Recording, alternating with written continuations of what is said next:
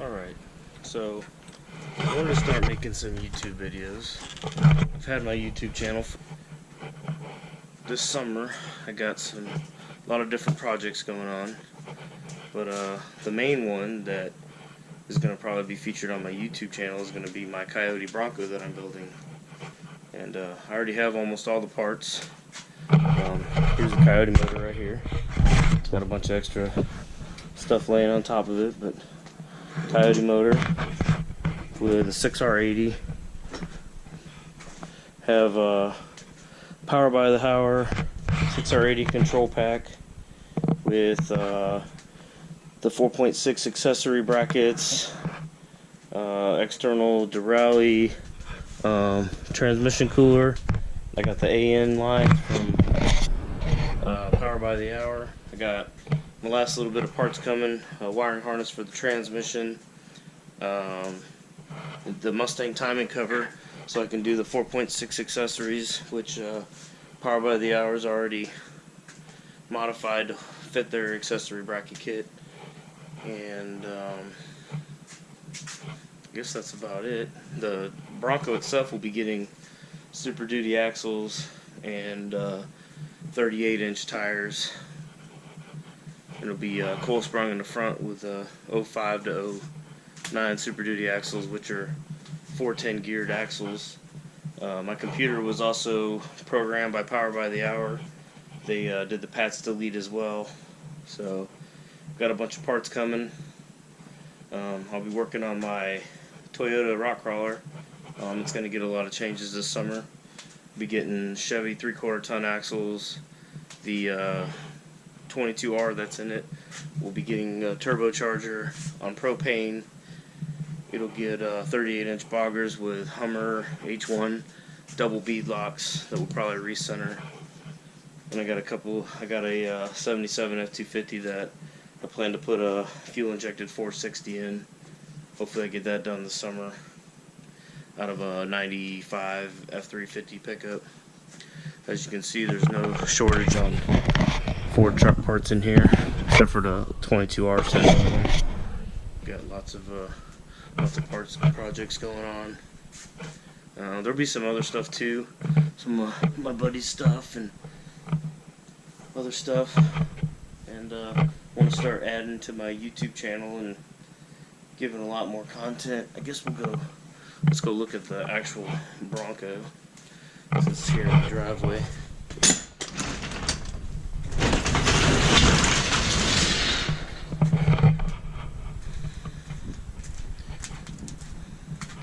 Got another F-150 I'm working on right here.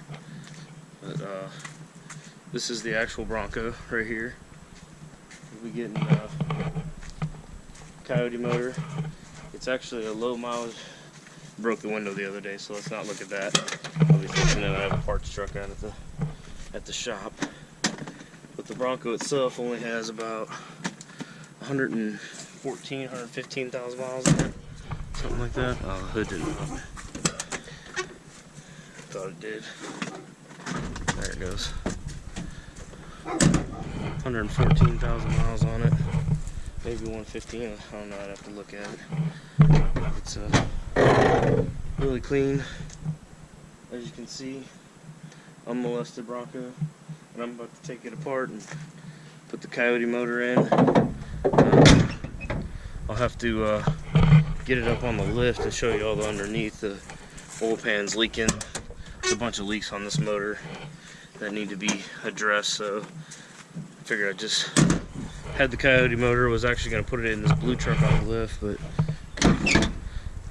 the more and more I think about it, I just want to put it in this Bronco. This truck actually runs and drives, just needs transmission. Transmission's sitting right there. Hopefully I'll be getting to that here shortly. Got a lot of different projects going on. This 351 Windsor right here will probably end up going into this truck also. So, like I said, there's a lot of projects going on in the Caps 4 channel.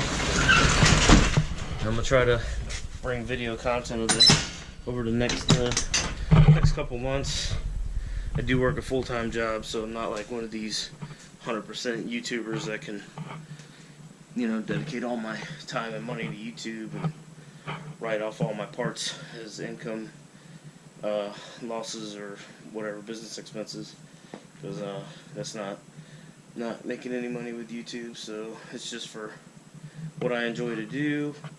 The Coyote thing was kind of like a project that I kind of had in my mind, and was like, well, I want to get this thing going, and then I went on eBay and ordered a Coyote engine, which kind of set it all off. And I kind of went the expensive route, and as I build the truck, I'll talk about some of the things that could have been done cheaper. I spent a lot of money going with the 6R80. With the 6R80 control pack, by power by the hour is almost, the control pack itself was almost $3,000, with the wiring harness for the transmission, the wiring harness from power by the hour for the control pack, and to have the computer modified. So if I was to do it again, I'd probably just do a Coyote motor with a 4R70W, and then do a standalone controller for the transmission, which would have been about $500–600 for that, and then just a standalone harness for the motor, which would have been about maybe $1,000, $1,500, something like that. So I feel like I could have saved money there. I also would have went with the Mustang motor, being that the Mustang motor makes more horsepower than the truck motor. Being that I went with the 6R80, I bought a four-wheel drivetrain. It's complete engine, transmission, transfer case, come with a steering column, a bunch of other stuff. So I spent a lot of money there that I could have saved had I just bought a Mustang motor that was, a couple $1,000s cheaper. So if I was ever to do it again, I'd probably go a different route, but I'm kind of committed to where I'm at, and I think with everything that I just ordered from Power by the Hour and everything sitting here in the garage, I'm at about almost $10,000, probably about $9,000 for everything. I think I paid like $5,000 for the drivetrain, and then I think the control pack, everything was about $2,400. The last order I just did from Power by the Hour was almost $700, and that comes with some the timing cover for the Mustang and some other stuff, and then the bracket kit, that was like another $800 to use the 4.6 brackets so I could use the power steering. I think that's about it. And also, had I done the Mustang motor, I wouldn't have had to buy the timing cover. I would have just had to drill and tap a hole for the accessory kit, so it would have saved me money there also, almost $200.